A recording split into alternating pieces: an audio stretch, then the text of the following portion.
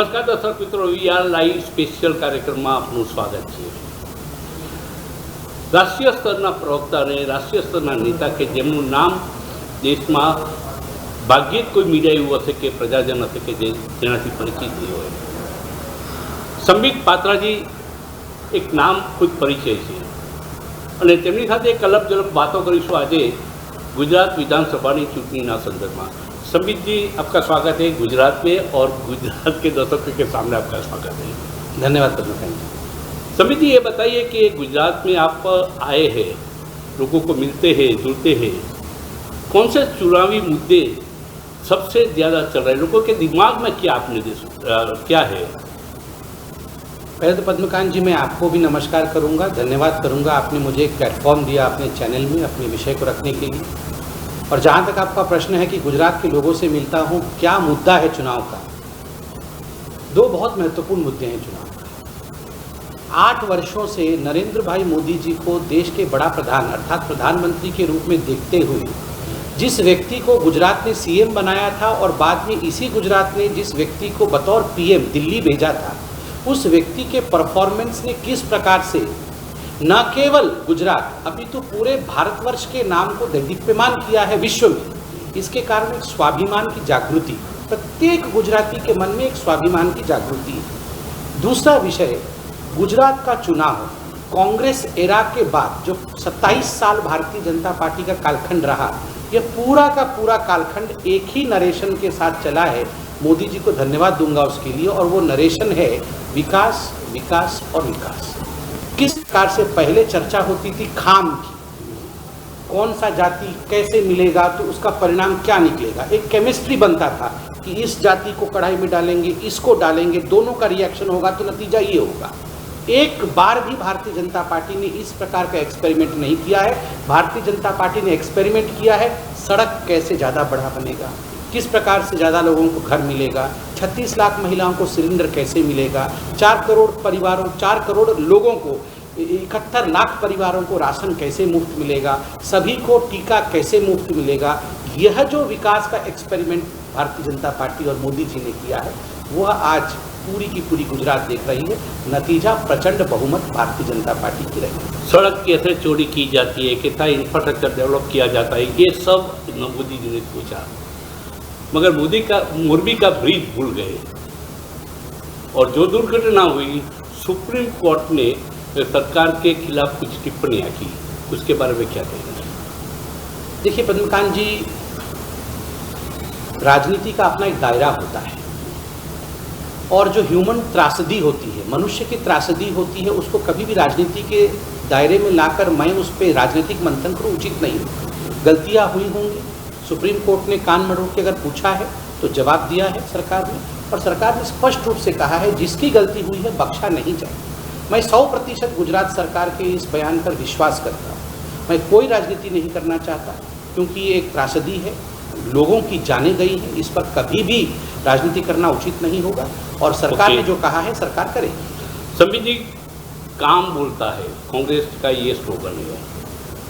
आप लोगों को बोलना पड़ता है कि हमने ये काम किया, हमने ये काम किया, और 74 एज में मोदी जी को अप डाउन पैसेंजर की तरह बार बार गुजरात आना होता है, क्यों? देखिए, लोकतंत्र की एक सुंदरता होती है, एक खूबसूरती होती है। लोकतंत्र में परिश्रम करना पड़ता है, लोकतंत्र में प्रतिस्पर्धा होती है, कंपटीशन, दो पक्षों के बीच में, 3 पक्षों के बीच में। ये जो गुजरात का चुनाव है द्विपक्षीय है, कांग्रेस और भारतीय जनता पार्टी के बीच में कंपटीशन चल रहा है।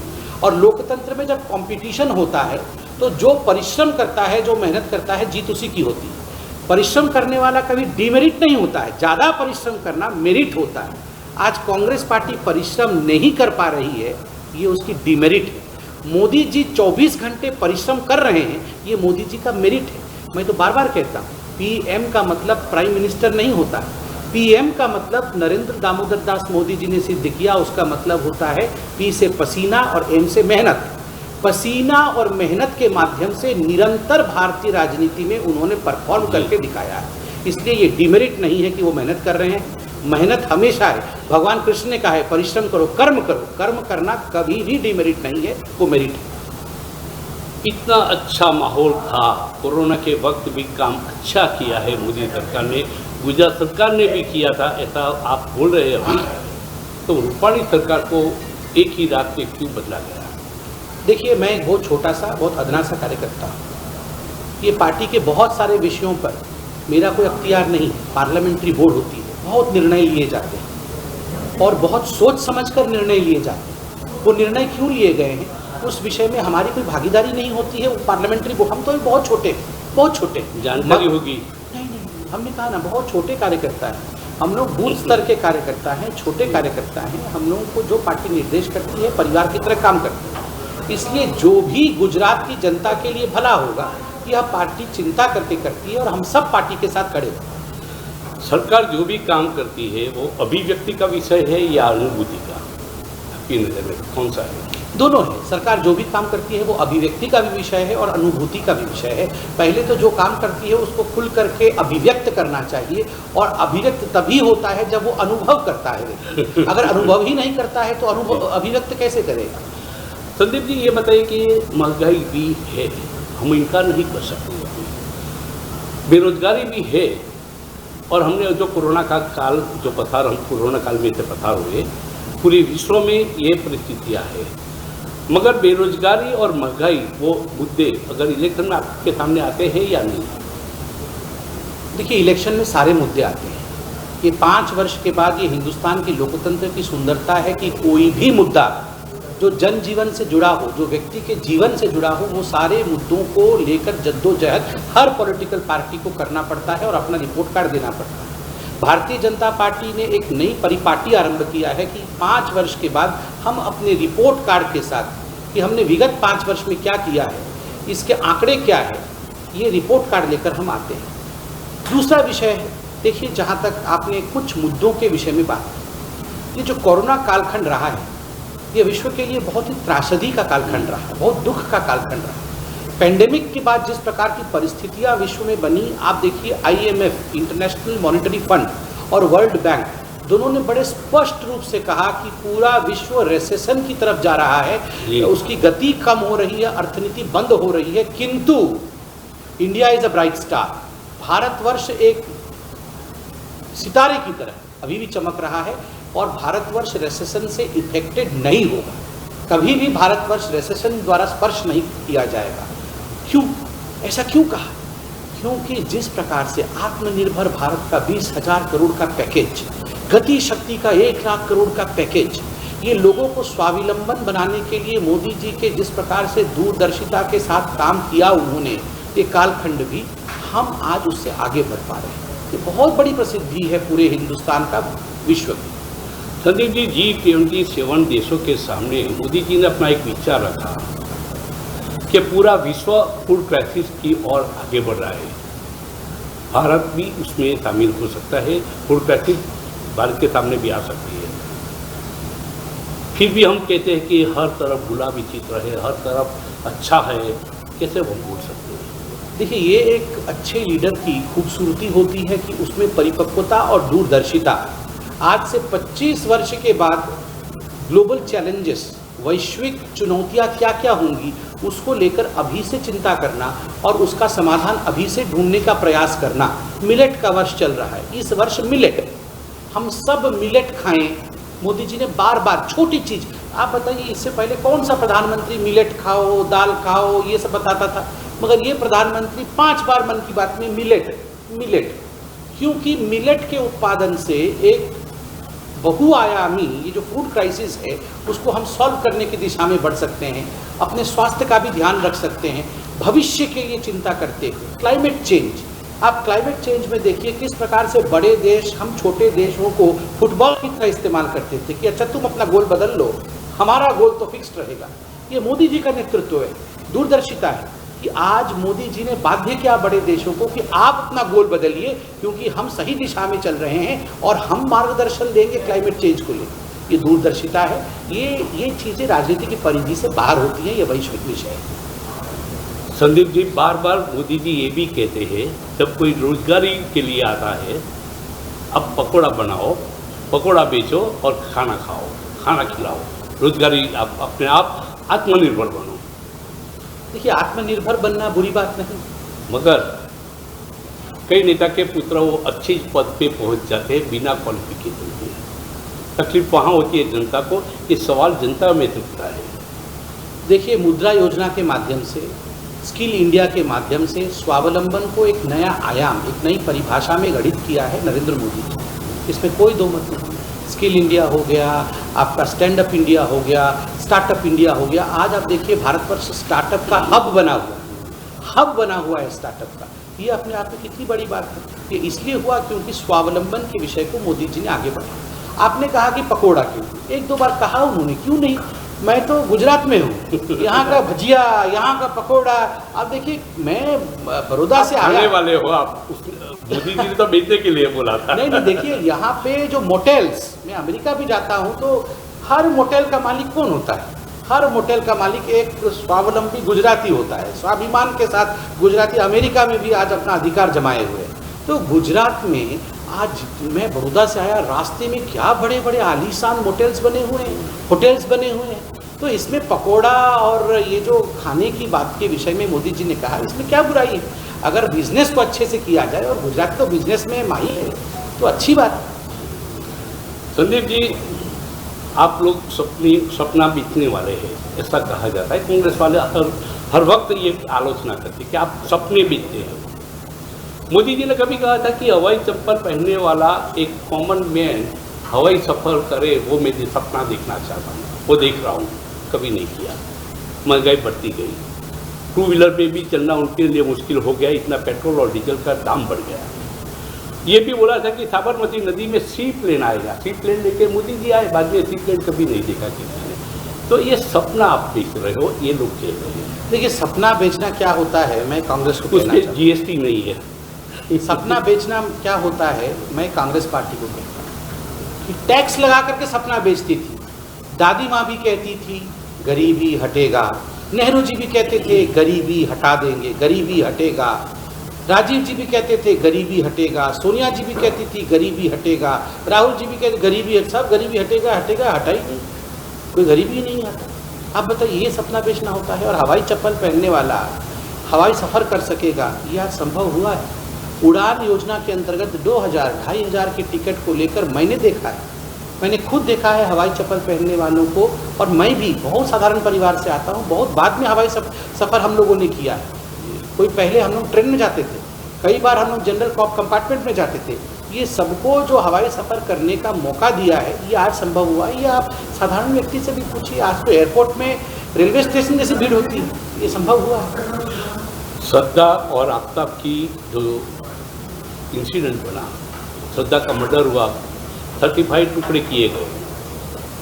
लव जिहाद के खिलाफ कोई कानून, ठोस कानून क्यों नहीं? मैं इस पर अभी कोई कमेंट नहीं करूंगा, क्योंकि जांच पड़ताल चल रही है, कोर्ट में भी विषय है। जब ये पूरा विषय सामने आएगा, सब कुछ हो जाएगा, मैं उसमें बोलूँगा। अभी चुनाव के बीच में इस विषय पे मैं नहीं। ओके, पॉपुलेशन कंट्रोल के लिए कोई एक्ट आना चाहिए? मैं इस पर भी अभी नहीं बोलूँगा, क्योंकि इस विषय पे पार्लियामेंट में डिबेट होता है।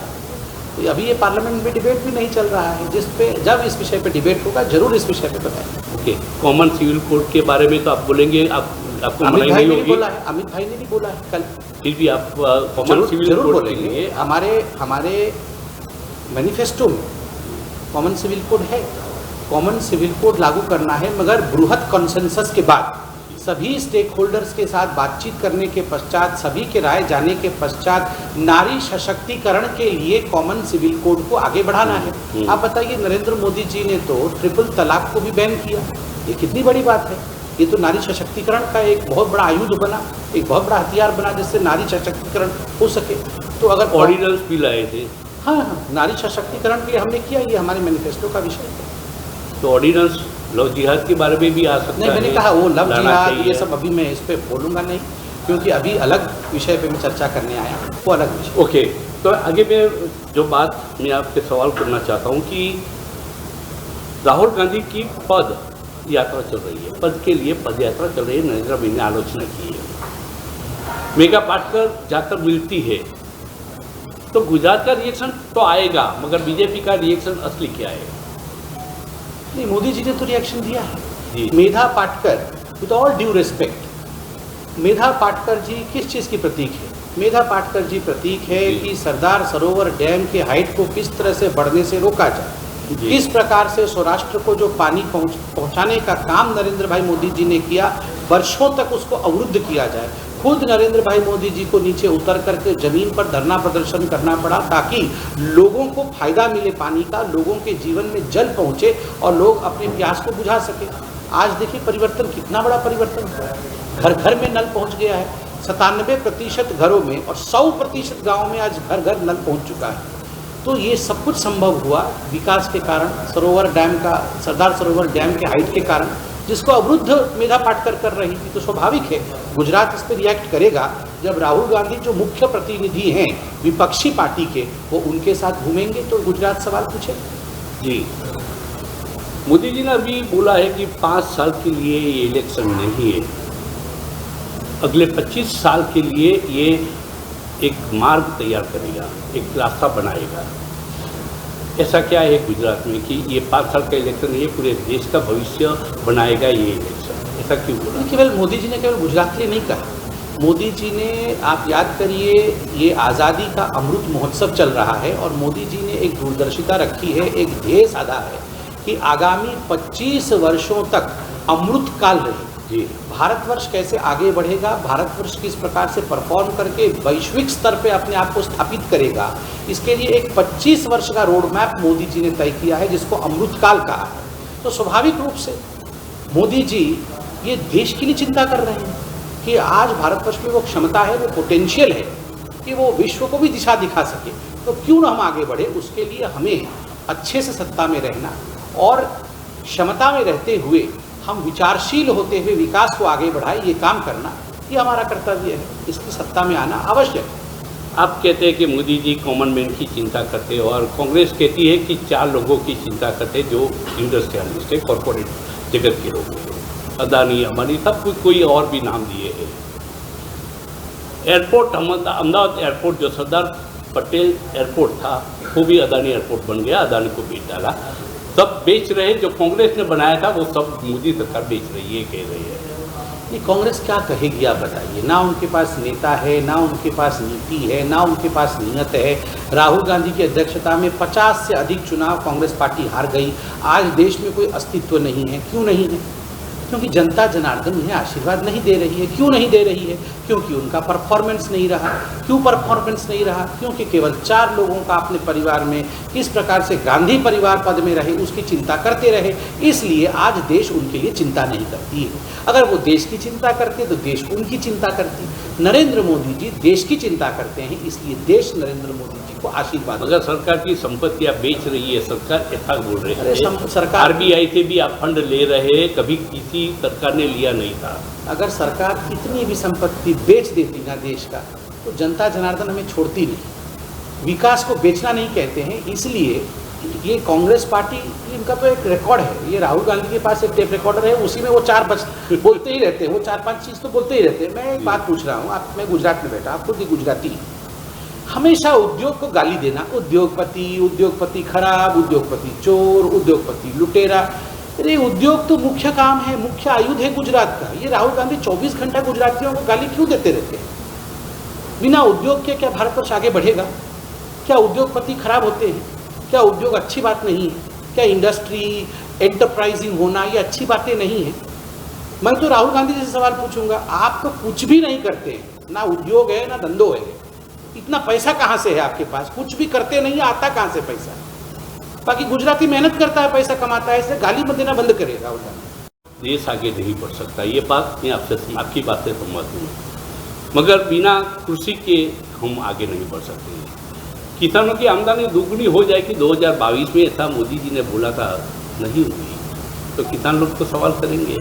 ये किसान लोग सवाल करेंगे, जवाब भी हम देंगे। ये लोकतांत्रिक देश है और देखिए जिस प्रकार से आमदनी बढ़ रही है, पहली बार 1.5 गुना MSP करने का काम किसी सरकार ने किया है तो वो नरेंद्र मोदी जी की सरकार ने किया। और स्वामीनाथन, जिनके नाम पे कमीशन बना था, जिन्होंने ये रिकमेंडेशन दिया था, उन्होंने एक आर्टिकल लिखा टाइम्स ऑफ इंडिया में कि मेरे सपनों को साकार करने का काम नरेंद्र मोदी जी ने किया है, 1.5 गुना MSP दिया है।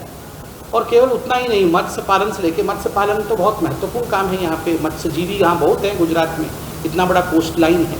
उनके लिए जिस प्रकार से मस्त संपदा योजना, डेयरी के लिए जो योजना है, इस प्रकार से बहुत सारी योजनाओं के माध्यम से कृषकों के जीवन में किस प्रकार से समृद्धि लाया जा सके। 6,000 रुपये प्रतिवर्ष किसानों के अकाउंट में भेजना कृषि सम्मान निधि के माध्यम से, ये पहली बार हो रहा है। किसान आज स्वावलंबी बन रहा है, किसान आगे बढ़ रहा है, तो इसी कारण से किसान मोदी जी को आशीर्वाद दे रहा है। मोदी जी और वाजपेयी जी दोनों प्राइम मिनिस्टर बीजेपी से आए हैं। अच्छा प्राइम मिनिस्टर कौन सा लगा आपको? माता और पिता दोनों में से कौन अच्छा है, इस सवाल का जवाब नहीं होता। माता माता होती है, पिता पिता होते हैं, दोनों का महिम्य होता है। इसलिए हमारे लिए हमारे दोनों नेता आदर्श के हैं, दोनों से बहुत कुछ सीखना है और हम सब प्रयास करते हैं कि दोनों से ही बहुत सीख करके हम आगे बढ़ें। गुजरात की जनता को कोई मैसेज देना आप चाहते तो आप दे सकते हो। मैं तो धन्यवाद आपको दूंगा कि आपने मुझे मौका दिया। जहाँ तक मैसेज का सवाल है, मैं सब हाथ जोड़ के इतना कहूँगा, देखिए मैं तो बाहर का आदमी हूँ, उड़ीसा का आदमी हूँ, मगर एक गुजराती ने पूरे भारतवर्ष के नाम को रोशन किया है और 24 घंटे मेहनत करके किया है। उस गुजराती को, उस नरेंद्र दामोदर दास मोदी को दोनों हाथ से आशीर्वाद दीजिए और 100% मतदान करने के लिए बाहर आइए। कोई भी घर में ना रुके, सब बाहर निकलकर मतदान करें। उसके बाद फाफड़ा खाखड़ा खा के हम सब आनंदित हो जाए। मतदान के बाद जलपान करें। थैंक यू, धन्यवाद।